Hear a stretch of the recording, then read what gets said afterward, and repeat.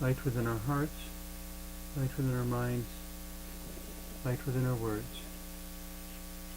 May one and all and everything, blessed and loved ever be.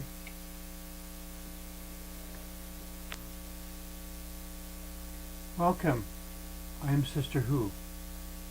With me on the show today, I have my friend Maureen Meegan, and today we wanted to address positive thinking versus magical thinking. And by magical thinking, we're not referring to stage magic or sleight of hand stuff. And we're not talking about psychological denial, telling yourself something is true when it's not. And I don't think we're even talking about any sort of hypnotic state. Mm-hmm. Magical thinking refers to the magical energy of life. Yeah. Yes. And how do we nudge the magical energy of life in whichever direction? Right. Which is different than just being positive. Yes. Or different than just wishing something to be so. I mean, on a brief side note, I love Barbara Scher's book, Wishcraft. Oh, I don't know it. Has some. I mean, she's from New York City, so she's a very grounded person.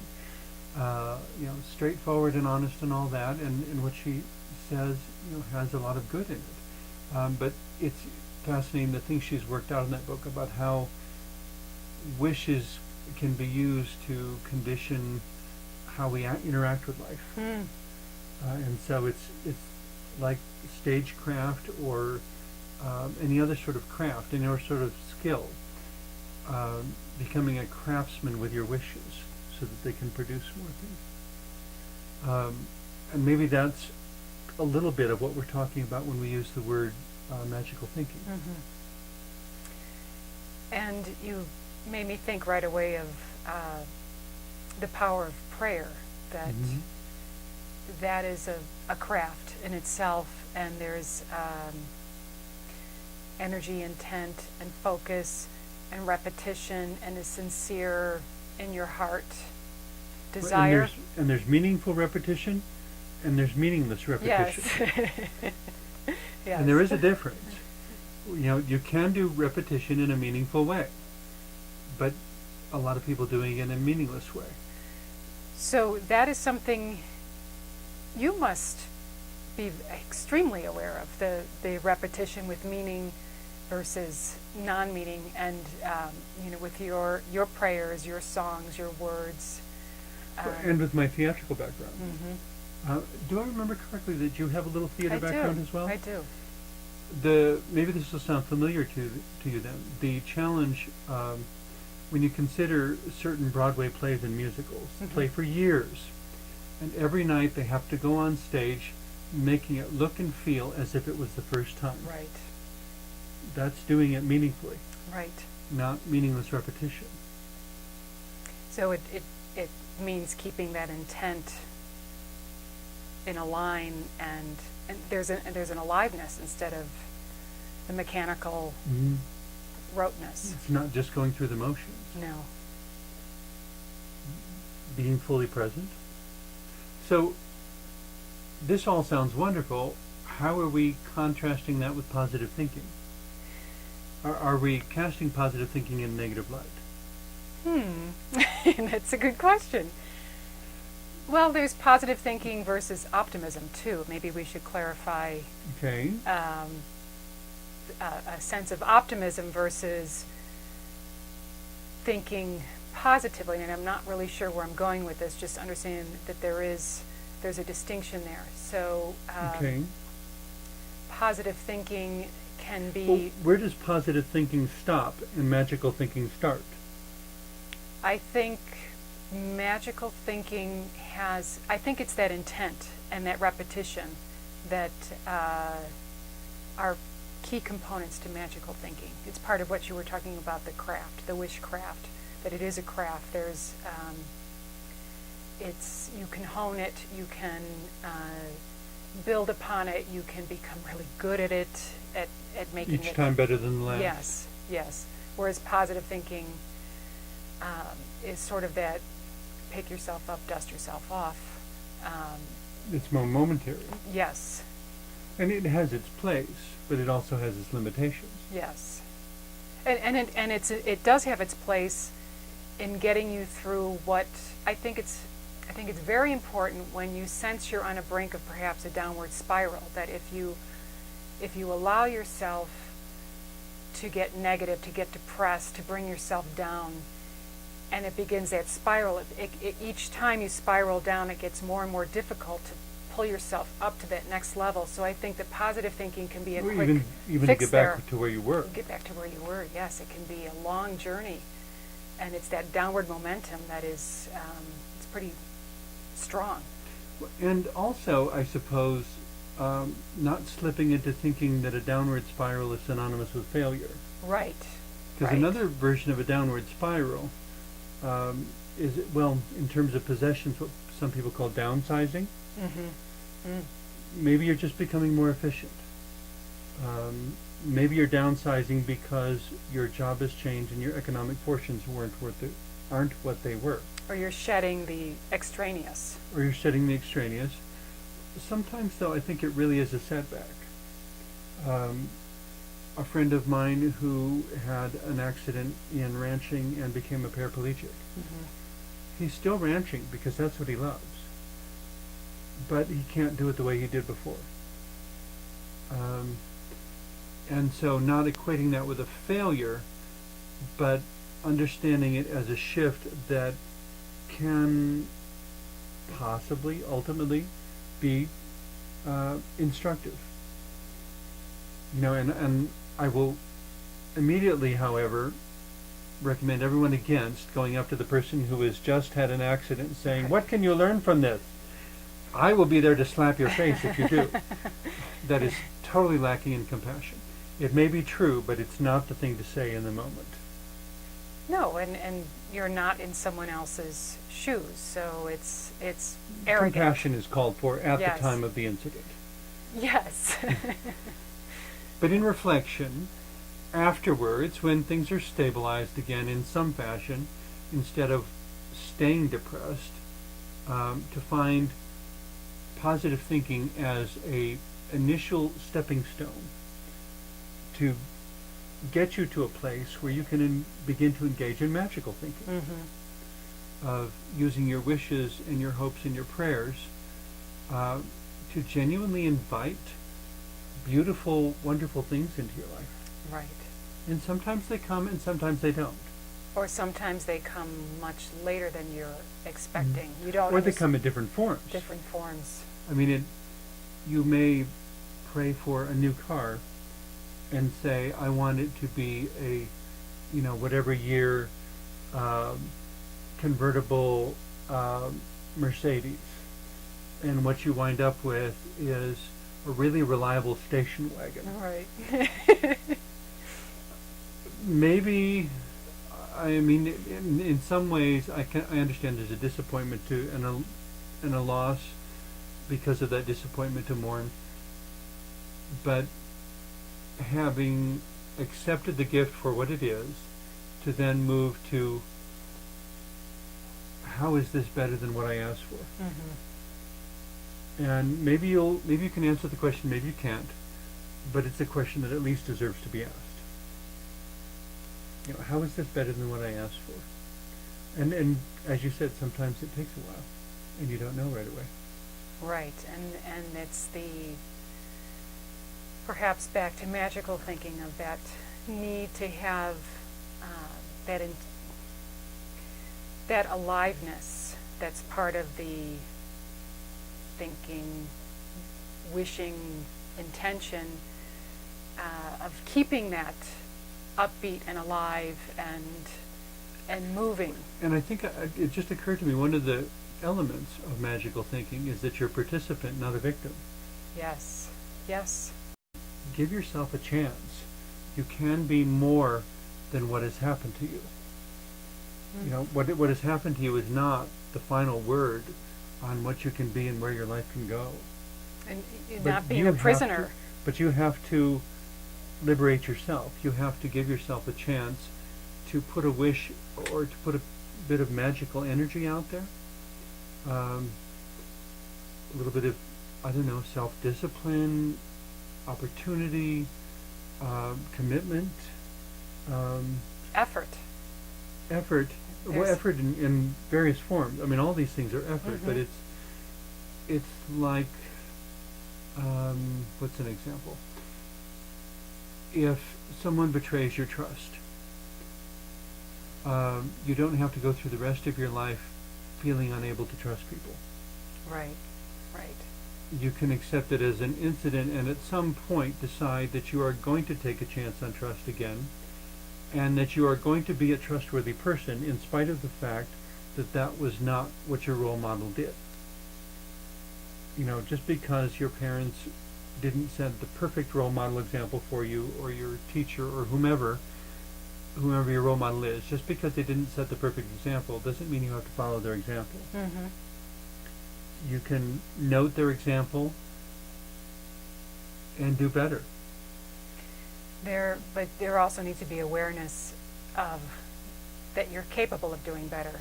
Some people may be in environments where that is never encouraged. Which is where they would believe that they weren't able to, even if they were in fact able to. Yes. I was talking with someone recently about the training of circus elephants. I don't know if you're familiar with the process. No. When a circus elephant is a baby, they put this heavy metal cuff around its ankle and 3-foot stake and pound it into the ground. And of course, a baby elephant can't pull the stake out and pulls and jerks and it chafes and gets a sore ankle and finally accepts that it's not going anywhere. Mm. Then the elephant grows up. A full-grown elephant can grab a telephone pole and pull it out of the ground. There was an incident at some point, I was told, of a circus catching fire and an entire tent of elephants dying of smoke inhalation because they did not think they could escape. Ah. Because they were staked to the ground in the elephant That's tent. what they knew. That's what they knew. And they stayed in the tent by their little 3-foot stakes, and they died of smoke inhalation. Wow. You know, and metaphorically, I think there are people doing that every day. Yes. We've become so conditioned to our limitations that we forget they're not really limitations, because our abilities have changed. And now you're making me think of, in our society at this time, we have reality TV, which is showing limitations at work. Mhm. These are people confined by their limitations, but at the same time, we're having a glut of superhero movies. So you have people who are extremely limited, and then you have people who are gifted with magical capes or...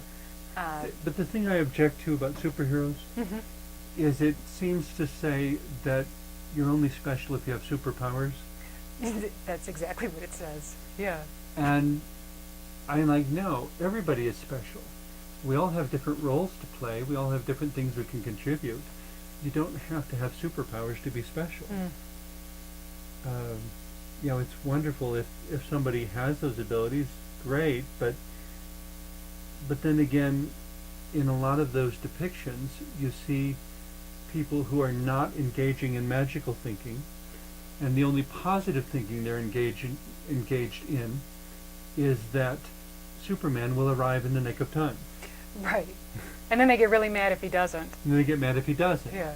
And where is Superman? Where's Batman? Where are our superheroes? They're supposed to be taking care of us. And it's like, maybe you're supposed to get off your butts and take care of yourselves. Maybe if you all work together, you can accomplish the magic that they would otherwise do for you. I think there's also that sense in the world that, things can't get too out of hand because aliens are going to come and bring peace to the planet. Well, and it's the same basic construct. Yes. The superhero, the alien. In theater history, I learned theater, as it's currently taught in its history, is attributed in the formal sense to having an origination in Athens, Mm-hmm. with the Dionysian festivals and whatnot, where For them, it was a religious ritual thing of where you would, and it was actually also a competition. Each playwright would enter 3 tragedies and 1 comedy, because tragedies were considered superior to comedies. And according to the teacher I had, the word tragedy in the original Greek actually translated as goat song. Oh. Because there was a goat sacrifice done at the beginning of each of these competitions. Huh. And so it was a song sung for the goat as it was sacrificed, and then they'd have their competition.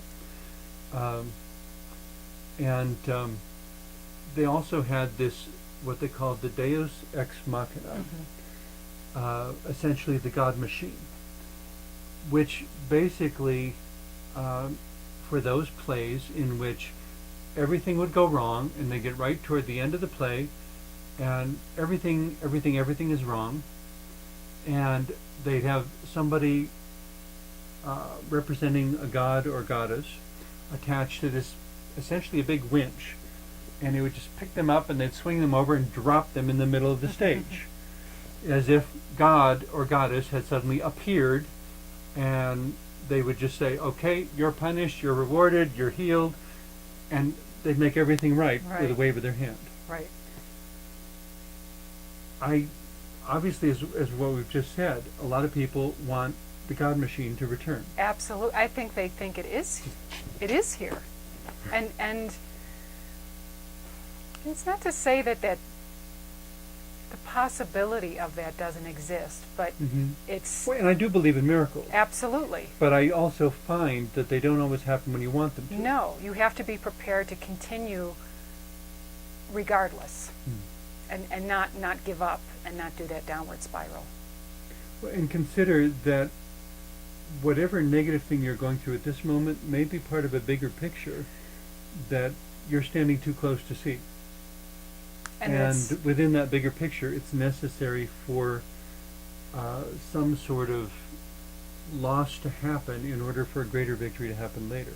And the things that you're forced to pull from yourself, to draw upon, that in a pleasant state of existence you are not forced to call upon. That these are really important. This is where a lot of great art is manifested from. This is what we've had to really think of volcanoes and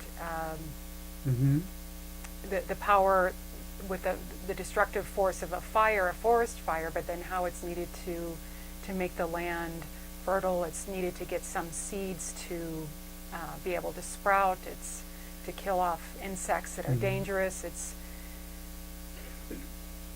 on a related note, but a different track, I guess. Have you ever seen the movie Jacob the Liar? No. It's if I remember correctly, I apologize to everyone if I don't. Essentially, it's a Jewish ghetto, I think Warsaw, but I'm not sure, where through a peculiar set of circumstances, a man winds up in the wrong place at the right time, so to speak, and here's a news broadcast on the Nazi commander's radio that the Allies are advancing. And so he spreads that rumor through the ghetto, and everyone begins to think that he has a radio, which of course he doesn't. But then they want more information, and so he has to keep making it up. And so for weeks this goes on, where he's making up all these reports, not realizing that in reality the Allies are advancing. And the doctor, the medical doctor in the ghetto, kind of figures out what's going on, because it's some inconsistencies or something, and he says, it doesn't matter. Do you realize that since you started giving these reports, there has not been one suicide? Oh. There has not been one suicide since you started giving these reports. Well, at the end, of course, he's found out, and one of his friends commits suicide in a final scene there, as everyone's being brought out, and they're going to expose this whole thing and then cart them off on train cars and never be heard from again, and so forth, supposedly. And in that moment, the commandant puts a pistol to his head and says, tell them the truth. And he looks around and he sees the birds fly overhead and the trees swaying in the wind. And he's like, I mean, he doesn't say anything, so you have to interpret what goes on in his mind. My interpretation was that he realized how superficial the whole Nazi regime of World War II was. That the world was still going on, birds were still flying, the wind was still blowing, trees were still growing, and that he had accomplished hope in his entire community, and that there was nothing that could take that away except his own confession. And so he kind of shrugs and smiles and like, you're not going to get it. And the commandant shoots him right on the spot. Of course, everybody shrieks and he falls down. But the thing that makes it so quirky is that he was right. Because then you hear his voice. As the train's going across, and it starts slowing down. And first he says, and then they all went off on the trains and were never heard from again. But maybe that's not the way it happened at all. And this train slows down, and they look out through the slats. There's a Russian tank on the tracks, and they have been saved because the Allies really were advancing. And the whole point of all that being that keeping in mind the bigger picture. And it was when he looked at the birds overhead and the trees in the distance and everything around him that the Nazi commander in front of him looked very, very small. And all of their demands to enforce tyranny were totally pointless, and he didn't need to support them. And it sounds also as if he So, might have so been... he sacrificed himself. He did.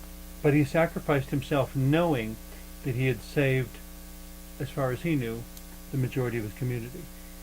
And it sounds like that sense of all things are connected to that whatever this Nazi commander was doing, as you said, there's still the birds and the trees and the wind and the sky, and all things are connected. And even this mortal life, you don't have to hold on to so tightly in a case like that, and that it was okay. It was... Well, it used to be, I don't know if it still is so much anymore, but it used to be 50 years ago, 100 years ago, how often you'd hear of parents and grandparents making sacrifices so that their children could have better lives. Yes. I would like to think that's still going on somewhat, but the whole idea being that you're looking at something bigger than your own life experience, and that whether I win or lose is really not so important as that a good work gets done. Right. And this brings us back to our topic of positive thinking versus magical thinking. Positive thinking is more temporary, I suppose. It's Band-Aids that we put in little places where we need it. Magical thinking is looking at that big expanse of the universe and dreaming of the ways it can blossom and how each of us can have a part in that without needing to control it. And that the world is magical, that our very lives are magical, our ability to love is magical, that there is... That love changes things. Yes. Wishing does sometimes change things. Miracles do sometimes happen. Synchronicities sometimes happen. And when we're open to the possibility, I think they happen more often. I think so. And you can see them at work. I think if you close yourself off, as you were saying before, the example of the person who's only accepts the limits that are set around them, it's as if you live in a box and don't realize that you live on a mountainside, because you never get out of the box. Well, even my paraplegic rancher friend is well aware, with the amazing advances of medical science with each passing year. If by some fluke he were to win the lottery, he could now purchase the surgery that would give him the ability to walk again. Really? Wow. Because there are some amazing scientific advancements. I think he said China and Portugal were the first two to come up with a way that they could actually do it, where there's all sorts of conditions that are becoming reversible. And so you can never really say for certain that anything is impossible. It's better to ask, what would it take? And magical thinking, to me, most essentially, is leaving room for that possibility. You, That what I think might be impossible really could happen. as with terminal illnesses, people Terminal illnesses, who lives laugh that their have way gone out wrong. of terminal illness. People who've been in poverty for decades and then they win the lottery. People who've been wealthy for decades and get cancer. I mean, it could go both ways. But not to end on a negative note, though. But people who've been wealthy for decades and never woke up, and they get cancer and it wakes them up. And the last 5 to 10 years of their life is worth more than all the 40 years that preceded it, because for the first time they're living with eyes open. The spectrum of life. And that's where magical thinking doesn't always mean moonlight and roses, No. but it does mean life becomes more than its superficial appearance. And that possibilities are alive. When you're suddenly connected to the entire universe around you, and when every person around you is a possible magician who may smile just when you really, really need a smile,